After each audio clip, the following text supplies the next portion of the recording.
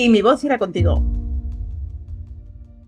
Muy buenas, aquí estoy de nuevo, soy Sonia Navajo y ya sabéis, estoy para colocar una semillita más en esta sociedad. Y hoy tengo el placer de entrevistar a una gran periodista. Me atrevo a entrevistar a una gran periodista. ¿Por qué? Porque me gustaría saber cómo son esos desafíos emocionales y cómo poder mantener un gran equilibrio emocional en esa profesión, que desde mi punto de vista a veces puede ser un poquito dura.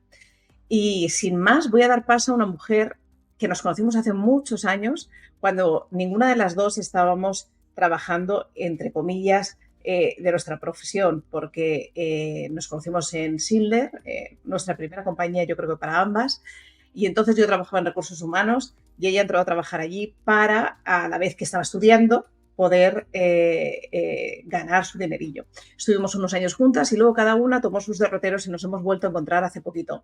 Así que sin más, voy a dar paso a una gran periodista, una gran mujer, una gran amiga, Olga Lambea. Bienvenida, Olga. Muchas gracias, Sonia. Pues tengo que decir que me hace mucha ilusión estar aquí contigo.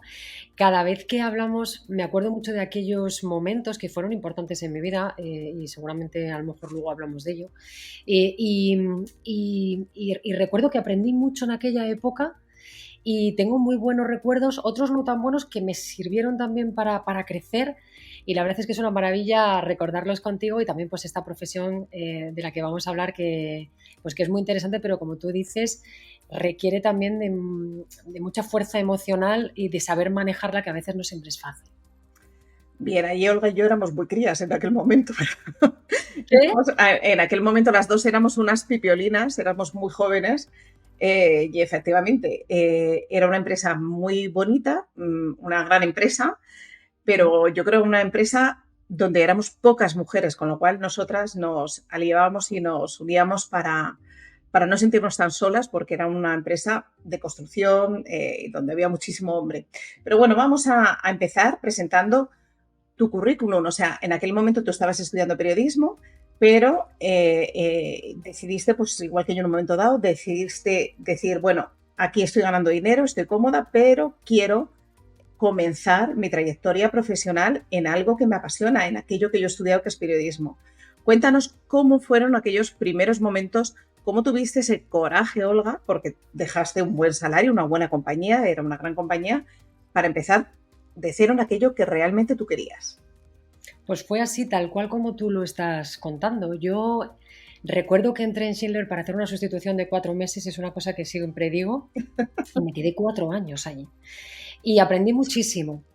Y fui en distintos departamentos, trabajando, creciendo allí en Schindler, pero yo tenía una pasión, que era el periodismo, y estaba estudiando, claro. ¿Qué ocurre? Que yo decía, yo aquí estoy muy cómoda, creo que aquí tengo una trayectoria profesional, pero yo si me quedo aquí nunca voy a poder ser periodista ni voy a poder ejercer lo que me apasiona, ¿no? Entonces lo pensé muchísimo porque como digo era un trabajo que me gustaba y en el que tenía una proyección, pero dije, hay que intentarlo, los sueños hay que cumplirlos o por lo menos luchar por ellos.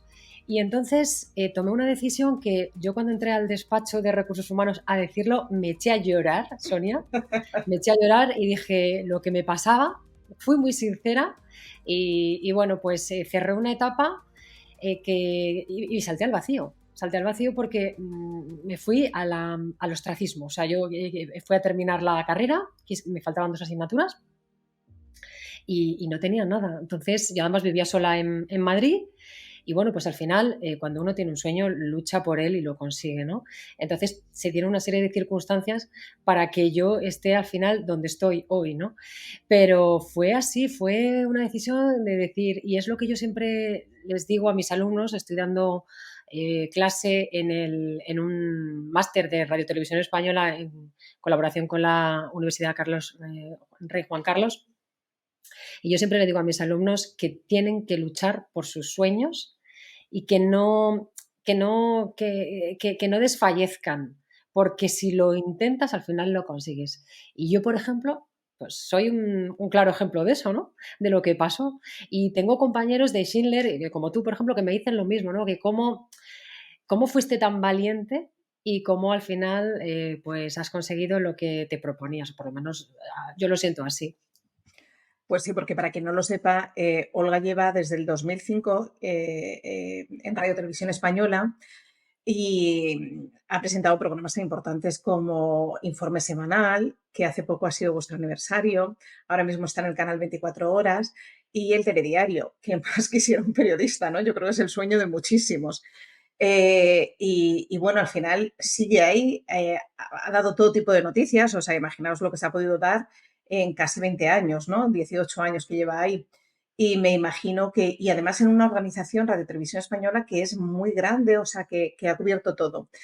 ¿Qué se siente, Olga, cuando estás presentando un programa como Canal 24 Horas que se ve en tantos lugares, que tiene tanta población? También he de decir que Olga colabora con muchísimas asociaciones, como digo yo, poniendo su granito de arena, ¿no? Pues como está ahora mismo aquí. Estas entrevistas ya sabéis que son absolutamente altruistas por parte de todos los que estamos aquí. ¿Para qué? Para poner nuestro granito de arena en la sociedad, ¿no? Entonces, Olga, si la seguís en sus cuentas, en sus redes, en Instagram y demás, veréis lo que hace por este mundo, por esta población y siempre desde un gran corazón que tiene. Pero cuéntanos, Olga, ¿qué es presentar un programa? Es que no sé la audiencia, pero me imagino que será muy, muy elevada. Para mí es una gran responsabilidad. ¿Cómo lo llevas? ¿Qué se siente haciendo eso? Bueno, lo primero que tengo que decir es lo que te decía antes, que yo me siento una privilegiada de estar 20 años en esta profesión haciendo lo que me gusta. Yo creo que eso para mí era un sueño cumplido y encima llevo, fíjate, ¿no? 2 décadas, más de 2 décadas haciéndolo. Entonces, pues para mí es un privilegio. Es verdad que también sientes una gran responsabilidad por lo que tú dices, ¿no? Porque estás delante de muchas personas que te están viendo, que confían en ti. Y yo siempre digo que la labor del presentador, en este caso, porque también he hecho labores de periodismo, pero la labor del presentador es contar los principales datos de una noticia y hacerlo de tal manera que la persona que te está viendo en su casa o a través del móvil o a través de otra plataforma, pues quiera quedarse a conocer los detalles, ¿no? Nos metemos en las casas de la gente y eso es una responsabilidad que yo siempre tengo muy grande. Entonces, bueno, pues se siente un orgullo, ¿no? El que la gente además confíe en ti, que te siga, ver ese cariño, no solamente a través de las redes sociales o a través de ese apoyo que te dan viendo las noticias cuando tú las estás dando, ¿no? Pero eso, como digo, en las redes sociales, ese apoyo de las personas pues que te dicen me gusta cómo eres, cómo transmites. Y lo que se siente es eso, orgullo, pero también esa responsabilidad de querer hacerlo bien y de querer ser riguroso y ser lo más objetivo posible pues para que la gente confíe en ti, ¿no? Y también tengo que decirte que te agradezco mucho lo que me has dicho. Es verdad que soy una persona que me gusta mucho aportar mi granito de arena y que, bueno, pues siempre que puedo lo hago porque creo que desde cada uno desde nuestro lugar podemos hacerlo y desde el mío intento hacerlo siempre para ayudar a los demás.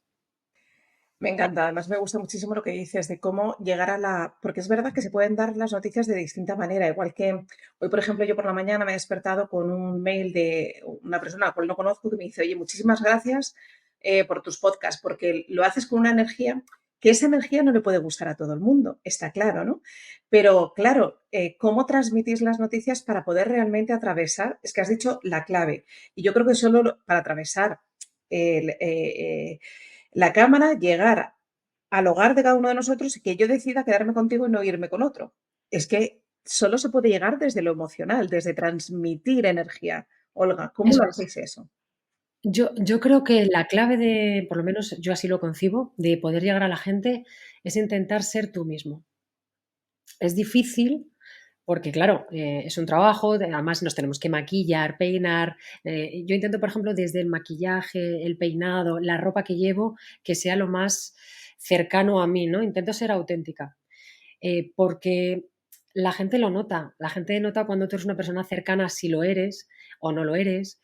Y lo dicho, ¿no? Cuando tú te acercas a la gente a través de las pantallas, tienes que intentar ser cercana, natural, que la gente diga, mira, pues es una chica como cualquier otra, o sea, que me está contando pues, las cosas desde un punto de vista de igual a igual. Yo creo que los presentadores esos de hace tantos años, que eran como que estaban como en atalayas y que eran alguien como inaccesible, ya no funcionan, porque la gente lo que quiere es autenticidad, es realidad, ¿no?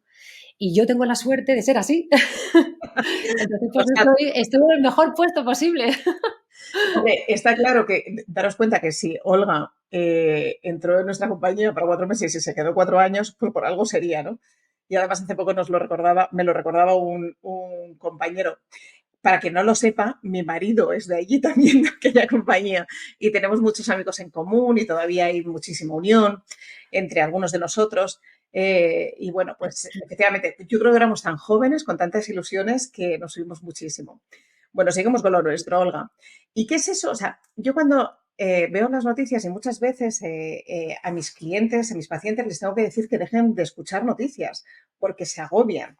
Gente que es muy miedosa lo puede pasar mal. Entonces, claro, los noticieros, los telediarios, continuamente están dando, no sé qué porcentaje será, pero noticias negativas, malas noticias. Y de vez en cuando, pues, si gana el Real Madrid, si ha ganado Alonso, pues entonces damos una buena noticia, pero casi siempre encima es de deporte. Entonces, ¿cómo se lleva eso de estar contando tanta negatividad, Olga? Pues Sonia, no es fácil, la verdad es que no es fácil. Cuando eres más joven y entras en el mundo del periodismo, de contar cosas, yo creo que te afecta más, ¿no? Porque tiene un impacto más fuerte, porque como tú bien dices, casi todas las noticias son negativas. Yo hay veces que digo, venga, cuando estoy en las redes sociales, voy a buscar una noticia positiva para dar a mis seguidores y cuesta. Cuesta, como dices tú, tiene que ser algo de deporte o algo de salud, que eso es una de las cosas que sí que es verdad que siempre hay algún avance que te gusta contar, pero poco más, o sea, no hay mucho. Y entonces, a los periodistas nos cuesta sobre todo, cuando eres joven te impacta más, cuando eres más mayor ya empiezas a relativizar todo y te das cuenta al final de que tú eres la persona que está contándolo, tampoco puedes generar como tú bien has dicho, pues miedo, ansiedad en las personas, tienes que intentar contarlo de una manera, bueno, pues calmada, pausada, para que las personas lo comprendan, pero que tampoco sufran, ¿no? Entonces, de la mejor manera que se puede hacer eso es cuando tú estás tranquilo, tranquila en este caso, y intentas por tu parte, pues bueno, pues contarlo de una forma más sosegada posible, que tampoco te afecte a ti. Pero es muy difícil, Sonia, que no te afecte. Es muy difícil porque, por ejemplo, cuando eres madre, que es mi caso, que soy madre de dos niños que ya son casi adolescentes, prácticamente adolescentes porque tienen 14 y 13, pues cuando veo noticias o cuando me toca contar noticias que tienen que ver con ellos, a mí me afectan. Porque me pasa una cosa y es que me pongo siempre en el lugar del otro. Y es una de las cosas que me ayudan, por un lado, a entender mejor a los demás, pero también me afecta mucho porque, claro, me pongo en ese lugar y digo, vamos a ver, esa madre que ha perdido a sus hijos, esa guerra pues, que tiene a los niños, por ejemplo, la de Ucrania, que esa madre que ha tenido que dejar a sus hijos, mandarlos fuera porque no puede mantenerlos con ella en un lugar tan violento y tan inseguro como es su país, ¿no? Entonces, me pongo en ese lugar y me siento muy mal. Entonces, gestionar eso es difícil, pero con el tiempo te das cuenta de que tienes que hacerlo y que tienes que intentar poner un pequeño muro de alguna manera para decir, bueno, pues lo que tengo que hacer es sentirme feliz de las cosas que tengo, llego a casa y doy un abrazo y un beso enorme a mis niños y me doy cuenta de lo afortunada que soy, ¿no? Con todos los problemas que tiene todo el mundo, porque soy una persona con sus cosas buenas y con sus cosas malas y con sus problemas como todos, ¿no? Pero sí es verdad que te ayuda un poco a relativizar las pequeñas cosas diarias que tú haces un mundo de ellas y luego al final viendo las noticias te das cuenta de que somos unos afortunados, ¿no? Y esa es la forma en la que lo hago. Es verdad que no es fácil, no es fácil y a veces pues tenemos que poner ese pequeño muro para decir, bueno, yo lo cuento, me siento mal, pero tengo que intentar, bueno, pues ver esa otra parte que no me afecte porque al final no te puedes llevar los problemas tampoco a casa. Inevitablemente muchas veces lo haces, pero no debes. Sí, en nuestra profesión pasa algo similar. De hecho, Claro. cuando vemos que realmente nos está llegando algo muy profundo o nos está doliendo, intentamos no llevar a ese, o sea, lo lógico y lo ético es no llevar a ese cliente, a ese paciente, ¿no? Si resuena con alguna herida nuestra complicada, A mí realmente solo me ha pasado una vez haciendo una constelación familiar que dije, uff, no sé si voy a poder seguir porque era con la pérdida de un hijo y me resonó muchísimo con, una historia, con mi historia personal, vamos. Y, y no me suele pasar, pero sí que es verdad que como a ti, por desgracia ahora tengo muchos clientes que son adolescentes y son los que más me llegan al corazón y los que más a veces, porque fíjate que yo trabajo en mi propia casa, entonces hago unas respiraciones antes de pasar, trabajo en otra sala y entonces antes de pasar al salón y demás, ahí es como intento dejar todo, pero es que hay veces que te lo llevas, o sea, más el WhatsApp a nosotros es que nos está bombardeando, entonces hay veces que te lo llevas y estás cenando y me dice mi marido, Sonia, ¿dónde estás? Y es que me dice, pues no te dediques a esto. Digo, ya, déjame, porque hay veces que lógicamente es imposible dejar todo en la sala, es imposible. Resuena mucho con nosotros y efectivamente a mí más con los adolescentes. Y hablando de esto, Olga, ¿cuál ha sido la noticia que más te ha costado dar a lo largo de todos estos años? Pues ha habido unas cuantas, Sonia, porque fíjate, tantos años y además el trabajar, en este caso hay varias cosas que yo siempre cuando me hacen esta pregunta me vienen a la mente. Sobre todo decía en el canal 24 horas que muchas veces están pasando las cosas, no es como un telediario que ya está todo como muy hecho y tú ya has contado la noticia de algo que ha pasado, pero es que en el canal 24 horas es que están pasando las cosas y tú las estás viviendo ahí en directo. Entonces, me han pasado cosas complicadas, por ejemplo, y en este caso no estaba en el canal 24 horas, luego te cuento una del canal 24 horas, pero en este caso me acuerdo que estaba trabajando en Puerto Llano, en una televisión pequeñita antes de empezar en el canal, y, y en ese sitio, en ese pequeño pueblo de Ciudad Real, solo pasaron dos cosas gordas, me atrevería a decir, en los últimos 20 años o 25. Y fue, por un lado, el asesino de la Baraja, que no sé si recordaréis que fue un asesino que mataba a gente aquí en Madrid, pues se entregó allí en ese pueblo porque él era de allí. Y yo recuerdo que yo en ese momento estaba viviendo sola en un piso de alquiler y pasé un miedo, pasé mucho miedo con esa noticia porque yo decía, es que, no sé, pensaba que alguien iba a venir y me iba a hacer algo, no sé, yo sé que era, es verdad que era bastante mucho más joven, pero pasé bastante miedo ahí.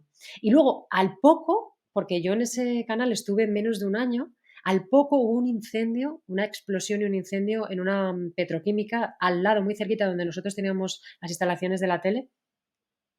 Y yo me acuerdo que pues, nos pusimos muy nerviosos, empezamos pues, a cubrir la información, tuvo alcance nacional porque hubo varios muertos y hubo mucho peligro para ese pueblo. De hecho, bueno, estuvieron analizando el evacuarlo y nosotros estábamos haciendo las noticias y yendo de un lado para otro. Y luego pues presenté el informativo, recuerdo que me salió bastante regular porque estaba un poco nerviosa, estaba nerviosa. Y cuando llegué a casa, llegué allí, me duché y puse la tele, porque claro, a mí no me había dado tiempo a ver imágenes, nosotros estamos cada uno a lo suyo, concentrado en, pues, yo en coger, porque yo ahí hacía de todo, o sea, era reportera, luego hacía las noticias, las presentaba, o sea, hacíamos de todo. Y recuerdo que cuando puse la tele y vi ese incendio, ¿cómo era? Ahí fue cuando dije, es que estamos en peligro, estamos en peligro y aquello me marcó mucho. Pero, bueno, los atentados también de Madrid, en ese caso estaba yo trabajando en un periódico en Guadalajara y aquello fue muy doloroso, Sonia, porque me tocó ir a cubrir, ir a entrevistar, tú imagínate a los, mira, es que se me ponen los pelos de punta, maja. Me tocó ir a entrevistar a una familia que había perdido a un hijo en esos trenes. Era un chico de 18 años que iba por primera vez, era su primer día de trabajo. Mira, los padres me enseñaron la habitación, aquella habitación de su hijo. Bueno, fue muy duro aquella entrevista que me pidieron que hiciera. Y lo peor de todo fue que me dijeron, queremos que cuando esté hecha la entrevista nos la leas. Y allí que tuve que ir después de entrevista, yo recuerdo que lloré cuando estaba escribiendo aquella entrevista. Y cuando llegué allí a leerles la entrevista es que no pudimos, porque además el titular, ya cuando les enseñé el titular, y encima con la foto, que era, el titular era la foto de él y la foto, y la madre, una frase de la madre que era, mi hijo, es que no se me olvidará jamás, mi hijo murió cuando más feliz era, fíjate que han pasado 20 años, casi 19, no pudimos leer más, o sea, aquello para mí fue muy doloroso. Pero lo más doloroso de todo ha sido informar sobre la pandemia. Yo fue muy duro porque falleció mi padre, perdí a mi padre a causa de la pandemia. Y además fue muy doloroso porque no pudimos despedirle como hubiéramos querido, ¿no? No pudimos velarle, no pudimos sentir ese calor de la gente, ¿no? Porque estábamos solos, los 4 familiares que pudimos acercarnos allí. Y eso fue para mí muy doloroso porque al poco tiempo yo tuve que ir a trabajar. Claro. Entonces, sentarte en el plato para contar el número de víctimas que ha habido, sabiendo que tu padre era una de ellas, pues fue muy duro. Yo creo que eso, y es un vacío y un dolor el que sientes, que yo lo achaco un poco a esa sensación que tienes cuando tienes un hijo, que es un sentimiento que nunca has tenido antes y no sabes lo que tiene ese sentimiento cómo es hasta que no lo vives cuando tienes un hijo.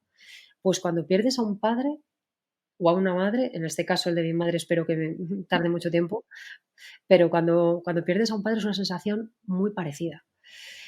Que no sabes lo que es hasta que no lo sientes, ¿no? El dolor, en este caso. Y bueno, pues imagínate las circunstancias y luego tener que ponerte ahí delante de una cámara a hacerlo.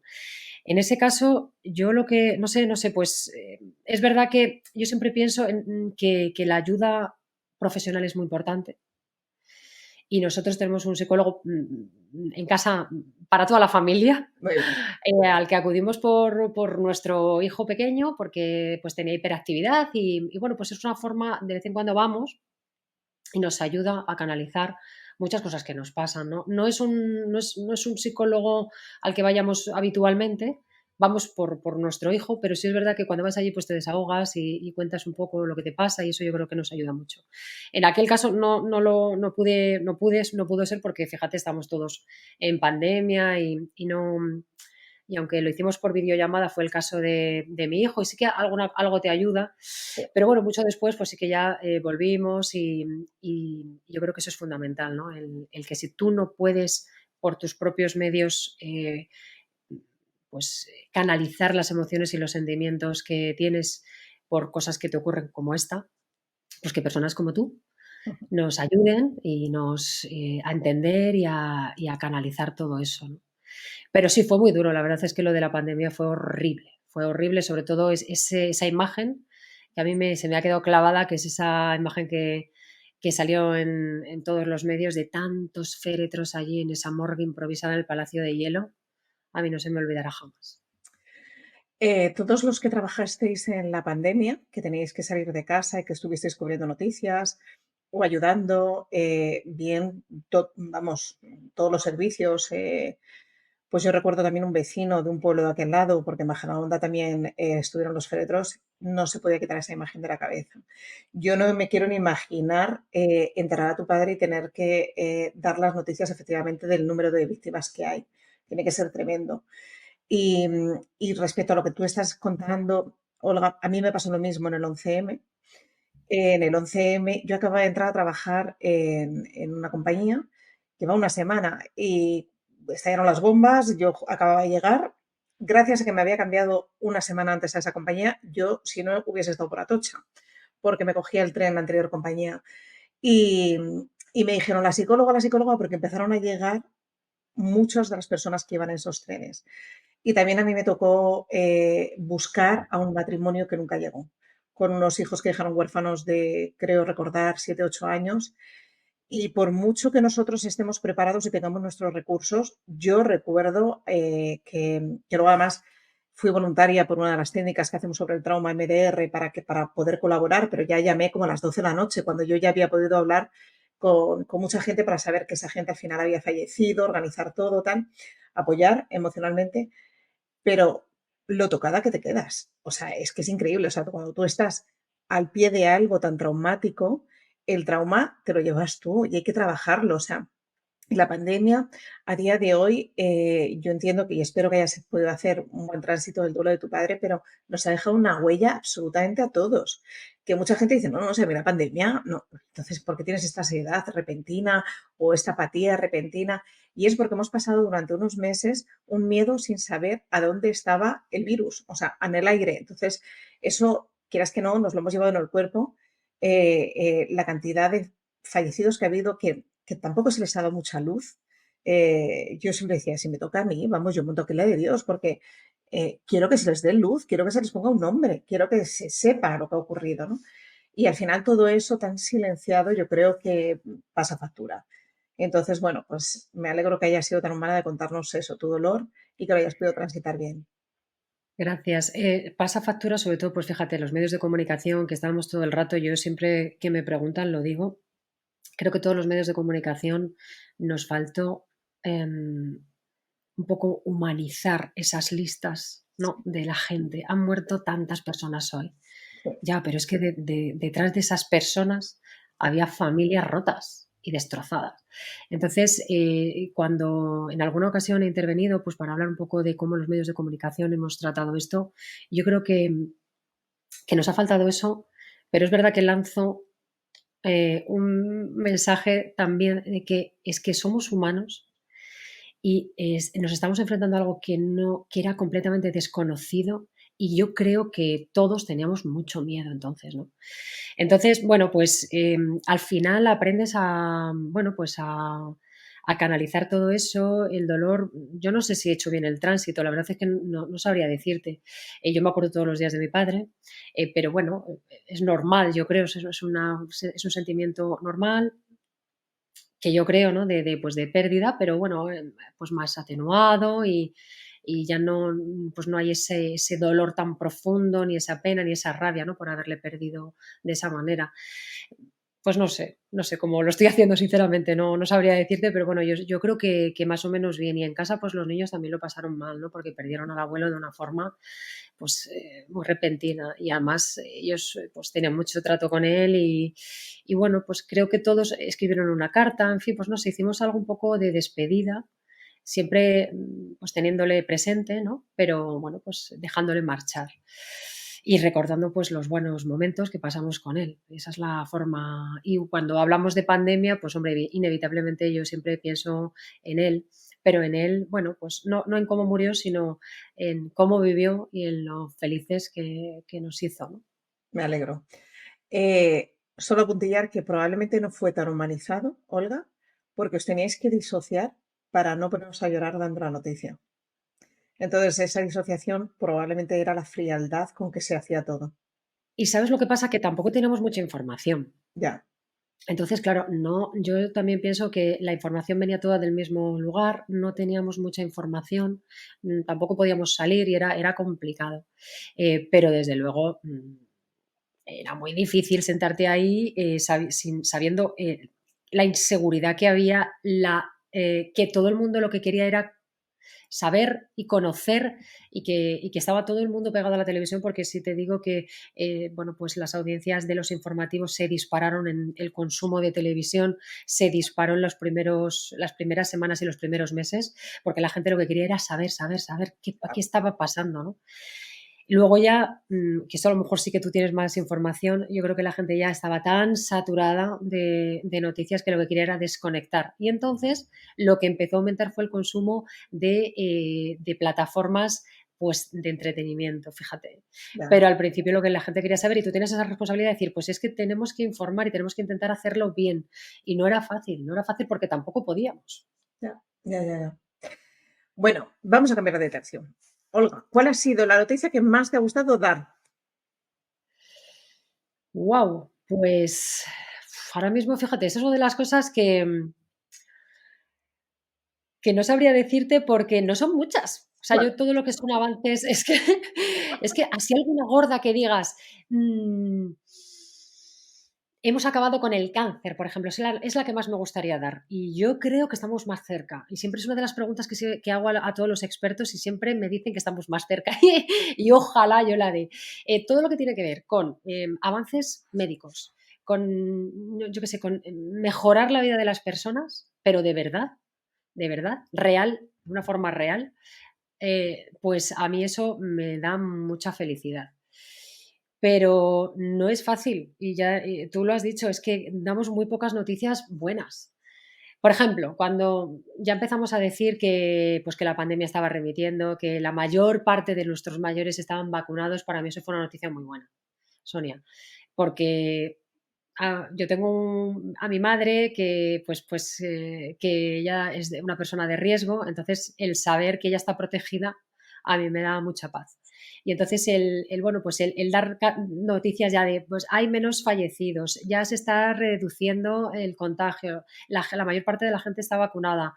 Esas son buenas noticias que a mí me gustaba dar, pero la que más me gustaría dar es esa, es que ya hemos erradicado el cáncer y yo creo, Sonia, y siento que estamos cerca. No te digo de aquí a mañana, pero de aquí a pocos años es posible que ya podamos decir algo de esto. Qué bien, y seguro que la das. Y Me Olga, encantaría. cuando, cuando tienes que hacer entrevistas a distintas personas, yo me imagino que, pues, por ejemplo, cuando contabas lo de esos padres, ¿no? Que habían vivido habían tenido esa pérdida de su hijo en su mejor momento. ¿Cómo lo haces tú para cuidar a esas personas cuando están hablando de algo tan traumático? O bien cuando tienes que entrevistar a una persona que no te gusta nada. O sea, yo no sé si a ti te ha tocado entrevistar políticos. Para mí es que me pones delante de un político y salgo corriendo. O sea, estoy segurísima porque con esos egos que tienen, vamos, no podría. Entonces, ¿cómo es? Porque te enfrentas a distintos tipos de personalidades y de situaciones.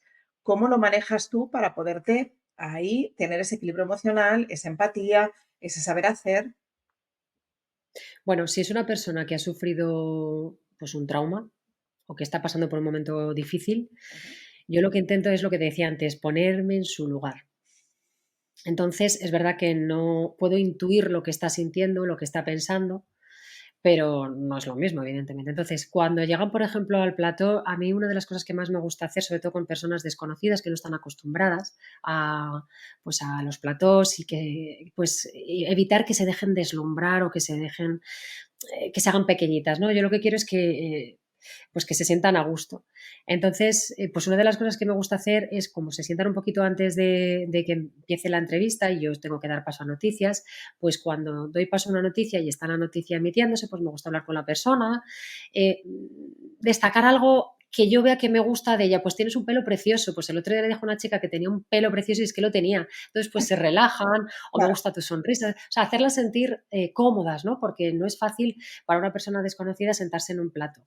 no, Y, y luego, pues, no sé, pues charlar con ella como de una forma pues sencilla, cercana, que no sientan que yo estoy por encima de nadie, ¿no? Que ellos no se sientan pequeñitos, como te decía. Y en el caso de los políticos, pues casi todo lo contrario, ¿no? En el caso de los políticos, bueno, pues simplemente hacerles las preguntas que yo tenga que hacerles y ya está, sin que a mí me afecte quiénes son. En este caso yo me protejo más, ¿no? claro. Sin que a mí me afecten, pues que es un presidente o que es un ministro o que es alguien, no sé, con un estatus o que tiene un poder, ¿no? Importante. Eso es lo que yo... Y si hay alguien que no me gusta, procuro intentar dejar eso de lado. O sea, yo cuando estoy entrevistando a una persona, la parte negativa procuro o si hay algo que no me ha gustado en esa entrevista, que también hay, ¿no? Pues que a lo mejor tú haces una pregunta y te responden con otra, o a lo mejor te hacen un... No he tenido la mala suerte de que me haya respondido una persona con malos modos. En 20 años jamás me ha pasado. Qué ¿No? bien. Pues que yo hago una pregunta y me contesten de malas maneras. Pero sí es verdad que tú haces una pregunta y te contesta otra, pues ahí intentas un poco retomar, intentas pero no me ha pasado eso, pues que pues, tener la mala suerte de alguien que te responde mal o que te responde con malos modos, eso no. Entonces, bueno, pues yo a las personas siempre procuro no juzgarlas, generalmente, porque así hace más fácil mi trabajo. Claro. ¿No? Que es preguntar y sacar lo mejor, lo más que pueda de esa entrevista, ¿no? Para que la gente que esté en casa pues diga, mira, pues he conocido más a esta persona o he conocido más de este programa o de sus ideas o de... Y entonces para mí es fundamental tener una actitud positiva. Me encanta porque sí que yo he dejado de ver muchísimos presentadores cuando realmente emiten juicios de valor o se les nota claramente, ¿no? Y hay muchos programas que yo no he podido ver, incluso telediarios por esta razón. Bien, y Olga, Ser periodista a día de hoy, creo que es muy estresante. O sea, antiguamente, pues, como tú dices, ibas a la redacción, te cogías el periódico, un teletipo, pero a día de hoy la información y desinformación que hay en todas las redes, en todos los medios, me imagino que filtrar todo eso tiene que ser agotador, estresante y que el mismo periodismo genere un desequilibrio emocional a los periodistas, ¿no? Cuéntame cómo es esa situación a nivel emocional en vosotros, en tu caso, en tu familia, incluso también cómo puede repercutir los horarios, los tiempos. Bueno, a ver, es lo que tú dices, la información ahora está en todas partes, o sea, hay muchas plataformas y la desinformación, como dices tú. Entonces, bueno, pues yo en la profesión de periodista es algo que no dejas, aunque algunas cosas sí que las tienes que dejar fuera cuando llegas a casa, pero la información jamás, porque es que es inevitable que te levantes por la mañana, pongas la radio con el móvil, venga, la radio. Además es que es tan fácil y ahora lo tienes todo tan sencillo, te llevas el móvil a todas partes, te pones tus cascos y ya estás enchufada. La tele, los periódicos, al final no es una profesión que te permita desconectar de la información. Por eso, precisamente, ¿no? Porque además es que cuando yo voy a trabajar, ya la mayor parte de los periódicos ya me los tengo que tener leídos. Aunque luego allí pues sigas buscando y haciendo y hay cosas nuevas que pasan, pero te tienes que estudiar y comprender bien lo que está pasando para luego explicarlo, ¿no? O por si pasa algo, que tú sepas salir perfectamente pasa, por ejemplo, ayer estuvimos contando la exhumación de los restos mortales de Primo de Rivera, pues tenías que informarte y saber un poco todo lo que conlleva detrás, lo que va a pasar después, pues todo eso muchas veces es un trabajo que tienes que hacer en casa, aunque luego allí en la redacción donde estamos pues también sigas. Entonces es un trabajo full time, que tú estás siempre pues conectada, pero es un trabajo que me gusta mucho y al final pues lo cotidianizas, lo añades a tu rutina cotidiana. A los niños en casa siempre les procuramos, no te voy a decir, les protegemos, ¿no? Pero también ellos tienen que saber cosas importantes que están pasando y también cosas menos importantes, bueno, por ejemplo, pues no sé, un caso de malos tratos, que es súper importante, pero que no es a nivel global como una guerra o una pandemia, pero que a ellos les afectan en su vida y que ellos tienen que comprender, pues que, por ejemplo, pues el respetar a una mujer, esto está por encima de todo. O sea, hay ciertas cosas que nosotros a través de la información vamos educando a nuestros hijos. Claro. Y, y eso, bueno, pues es una forma que nos ayuda a nosotros a nuestra educación, a la educación de nuestros hijos, a nuestra vida cotidiana y procurando que tampoco sea algo que nos afecte mucho. Pero bueno, es que es inevitable el que se aprueba una ley, ¿cómo nos va a afectar? Pasa esto, ¿cómo nos va a afectar? ¿No? Al final siempre, pues, no solamente yo como periodista, sino igual tú como psicóloga o cualquier persona que esté viendo ahora mismo esta charla que estamos manteniendo, pues lo lleva a su vida cotidiana. Nosotros, bueno, pues el estrés de tener que contarlo, el estrés de separar la paja del grano, el estrés de no de no dejarte llevar por tus ideas, porque eso es lo que tú decías antes. Yo pienso que lo mejor que y lo más importante que tiene que tener un periodista es ser objetivo y que sus ideas no se noten. Yo tengo mis ideas, me las dejo aquí en casa. Cuando voy a la redacción, nadie sabe lo que yo pienso. Bueno, hasta me preguntan mucha gente, ¿tú de qué equipo de fútbol eres? Y no lo digo. No lo digo porque digo, es que a lo mejor si lo digo, tal vez os vais a pensar que si doy una noticia vais a creer que es que está sesgada. Entonces, yo es una de las cosas que mis ideas y mis pensamientos los guardo y lo que procuro hacer cuando llego al trabajo tanto si lo estoy haciendo desde casa a través del móvil o en el canal 24 horas, o sea, cuando ejerzo mi labor de periodista procuro ser lo más objetiva posible. Y eso también es un esfuerzo que hay que hacer, ¿eh? Claro, claro, Que no claro. es fácil. No es fácil, no es fácil. No, eso es bastante complicado. Olga, para terminar, ¿qué les dirías a los jóvenes que quieren estudiar periodismo? Fíjate, a mí me pasó, yo quería ser periodista, creo que tú ya lo sabes, y no me dio la nota, por eso terminé en psicología, pero a mí me hubiese gustado ser periodista. Pues a lo mejor ahora hago estas cositas yo por mi propia cuenta. Entonces, eh, el otro día me pasó con mi hijo mediano que me dijo, yo quiero estudiar periodismo. Y esta vez, fíjate que sentí por aquí algo, porque creo que ahora mismo ser periodista no es tan fácil como están los medios de información a día de hoy, precisamente por eso, ¿no? Porque a lo mejor se están posicionando, radicalizando y no hay tanta autorresponsabilidad o libertad de expresión desde mi punto de vista. Y no quiero entrar en esa valoración. Entonces, ¿qué les dirías a los jóvenes que tienen ilusión por ser periodistas? O sea, al final yo estoy viendo aquí que no solo es una mujer que sale toda maquillada, guapa, a presentar lo que le da a otro y es como con todos mis respetos, papagayo que está leyendo el teléfono. No, es una mujer que está preparada, que llega, que colabora en la redacción, que yo sé que tú hasta te automaquillas, o sea, que estás, y cuando contabas, claro, no es lo mismo Radio Televisión Española que Puerto Llano, ¿no? Donde tenías que cubrir absolutamente todo. Servías para un pronto y para un descosido porque entiendo que no habría el mismo presupuesto. Entonces, ¿qué les dirías a esos jóvenes que están ahora mismo con una ilusión sobre esta profesión? ¿Qué les dirías tanto a nivel profesional como a nivel emocional? Bueno, yo creo que ahora no sé si es más fácil o más difícil el mundo del periodismo. Yo creo que ahora tienen más oportunidades que antes, pero también hay mucha más oferta en el sentido de que, pues bueno, pues ahora mismo todos podemos coger y- y ejercer cierta labor de periodismo, ¿no? Por un lado. Pero yo lo que diría a los alumnos, que es lo que les digo a los alumnos del máster de periodismo, es primero que si quieren ser periodistas, que luchen para llegar a serlo. A mí me pasó como a ti, Sonia, que no me dio la nota y yo repetí selectividad un año. Fíjate, ¿eh?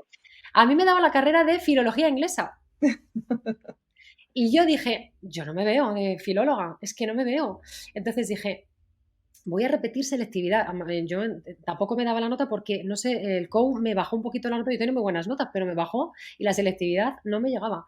Y entonces repetí selectividad para subir nota y conseguir hacer la carrera. Fíjate, un año entero, ¿eh? Un año entero estuve haciendo otras cosas para conseguir entrar en la carrera. Después empecé la carrera y me puse a trabajar también. Y te he contado cómo fueron nuestros inicios. Tuve que dejar de trabajar para terminar la carrera porque yo quería ser periodista. Entonces, hay gente que lo tiene más fácil. En mi caso fue, fíjate, ¿no? Me pasaron cosas pues que me determinaron aún más en que yo quería ser periodista y por lo menos intentar. Entonces, yo lo que digo es, creo que si uno quiere ser periodista, tiene que luchar por ello e intentarlo hasta el final. También les digo que es una profesión maravillosa, pero como tú has explicado, no es fácil, no es nada fácil. Y lo que siempre yo he intentado es mantener la ilusión sobre todo lo que hago, ¿no? Y que yo, si tuviera que resumir de alguna manera mi trabajo, es que yo he trabajado con honestidad y, y he logrado, Sonia, por las noches llegar a casa y dormir a pierna suelta gracias a mi forma, a que he trabajado como yo creo que hay que trabajar, con honestidad y con toda la independencia posible. Y eso es lo que les diría a los alumnos y a las personas que quieren estudiar periodismo. Constancia, trabajo y luchar por la independencia y por la honestidad. Cuánto me alegro de tus palabras, porque me consta, conociéndote, que eres una mujer súper honesta.